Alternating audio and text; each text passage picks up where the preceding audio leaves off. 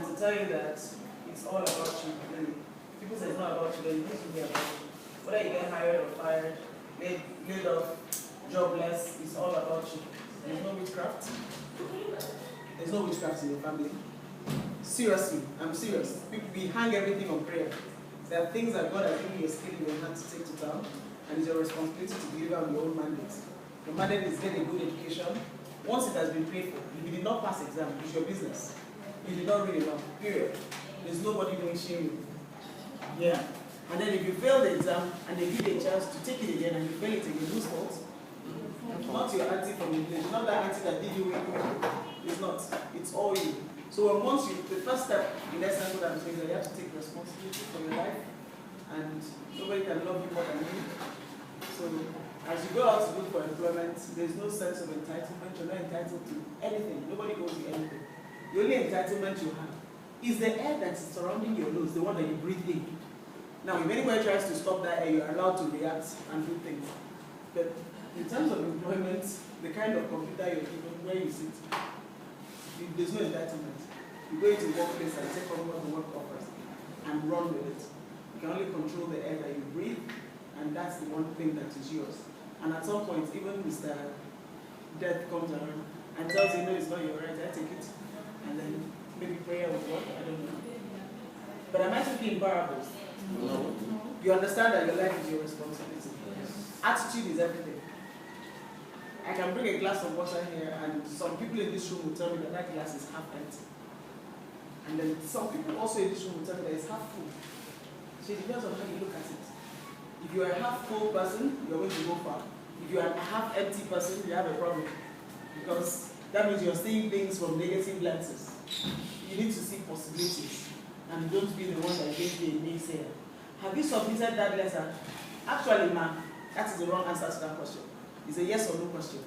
Did you submit that letter? Is a yes or no answer that is required? Yes, ma'am. If you know yes is the required answer, the day before, break a leg. I don't care. You'll be like, walk on your head. Make sure that letter is submitted. So when you ask the next day, did you submit that letter? You get the affirmative, the answer in the affirmative. Yes, I did. And when you give that kind of answer, the small box gets ticked. It's invisible, but you keep ticking boxes. People that employ people, I'm constantly ticking boxes. Big X, big X. One day it's going to come to a head, someone gets fired. Or suddenly you were told you'll be earning 40,000. Then your salary gets dropped to 20. Because you haven't earned it. It's not a salary, it's an earning, you have to earn it. But people don't understand that if you're given a salary offer, it doesn't mean that it's guaranteed you will get it. If you fool around the whole month, at the end of the month, I'm going to give you what you've earned. You've earned your transport money. If you showed up for the 20, how many days in a month? So you earn your transport money. Otherwise, you don't get the extra, which is supposed to be the salary. You have to earn a portion of it. Do you understand what I just said?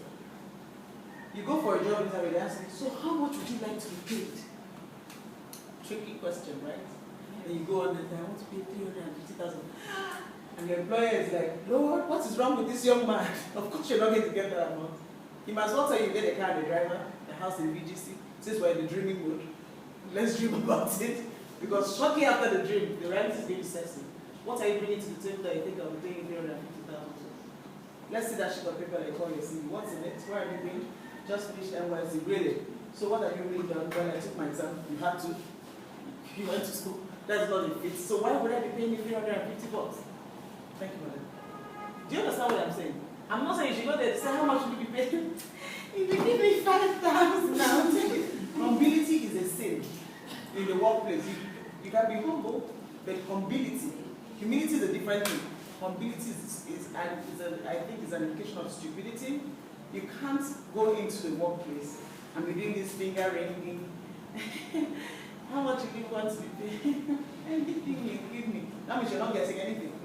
Because most employers would like to get it for as cheap as possible. So they'll push you into 10,000 naira. Your transfer money for the month is 15,000 naira. Who are we kidding? So I'm saying you can put a price on your energy and your time, but you're going to have to bring it every day. My first job was in Shell. I'm one of the strange ones. I get lucky like that. And when they interviewed me for that job, they said, how much would you like to pay? Then in Shell, they were taking on contract staff around maybe 16,000, which was a lot of money then. I mean, like I could go go to London with 40,000 naira. That was the ticket from London. So you can imagine the value of cash at the time. I told her I want to be paid 80,000 a month. And the woman asked me, why do you want to pay 80,000? I said, because I'm going to work so hard in asking someone you're not paying more. And I was hired. And I worked so hard, they were asking themselves why they didn't pay me more. They increased my salary 3 times within the space of 6 months.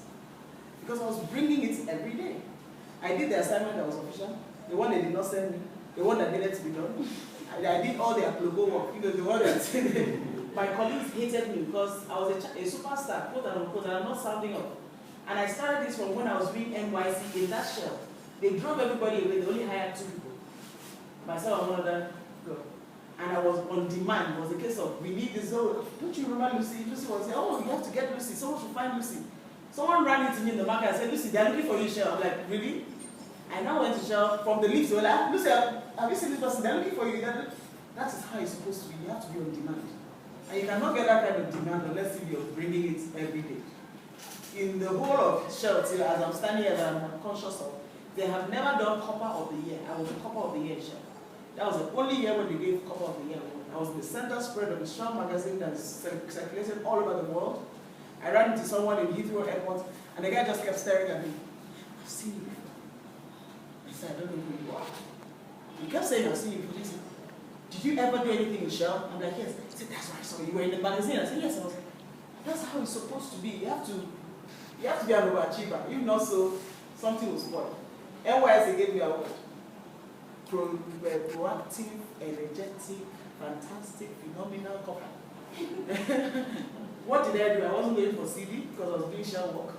So I went there, they chanced me, they said I'm going to repeat CD. I've never heard of repeating CD. Then I heard them talking about, oh, they want to do fundraiser, to do this, to do that. So I told them, how about I get you some money for the fundraiser? They just looked at me and said, hey, you can bring me money. The woman didn't take me seriously. I went back to Shell and said, I've not been going for CD because of Shell work. Now they're about to give me a bit of NYC, whatever, Copper year. They need some equipment. And the guy said, well, write a requisition. And I wrote a requisition. I took it to my boss. He said, no, take it upstairs. Go to, I won't mention his name. I took it to him and said, Lucy, why do you want us to give them this thing? I'm like, I didn't even ask them to give anybody anything. I said, because it's government, it's young people, and you like young people. And he said, okay. Take it to this person. I took it, they signed. They did not even check what I wrote. They signed off on it. All the equipment was bought. I went with the Shell vehicle and security to get and deliver equipment in Sabo. Not Sabo, this one in Lagos Island. Island, should they call it Lagos Island? Yeah, it was in Lagos Island. It was a come and see.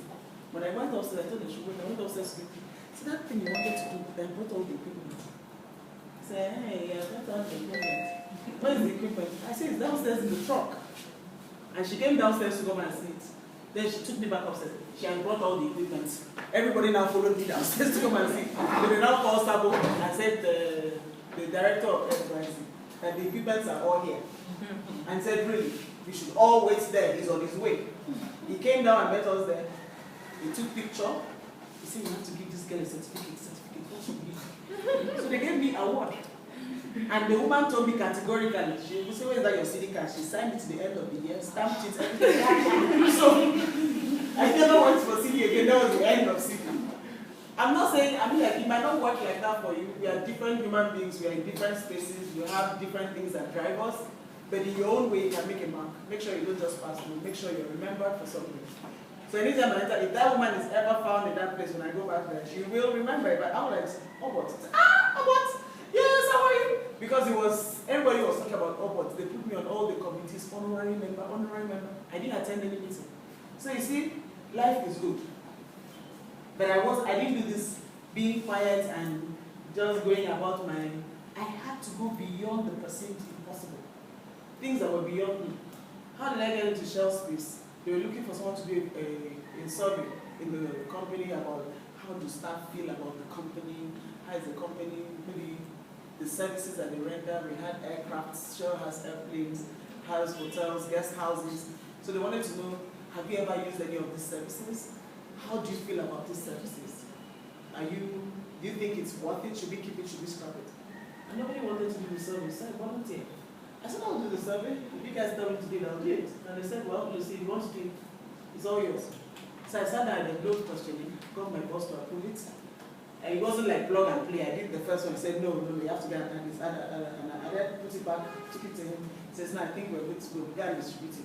I put it by email, and I had to go and see every general manager in the company because of that study.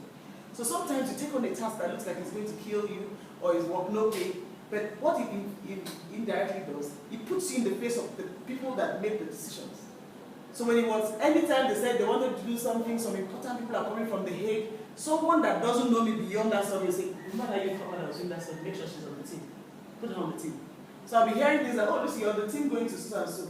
I was hopping around everywhere. I was going to Warri. I went to Warri and stay for 1 week, all expenses paid in a hotel, and be doing rapporteur, copying notes when they are having meetings. It seems stupid, but it added value because they couldn't forget me in a hurry. And I don't know what it is you're looking for, but I perceive that you're trying to succeed. And you're going to have to find out inside yourself the part of you that can work for free. Because for most of the work that I did, there was no direct compensation for it, but now there is compensation for it because I'm a better person for it. And I've gotten levels of exposure that I ordinarily wouldn't have. My first trip out of this country, I procured my own tickets.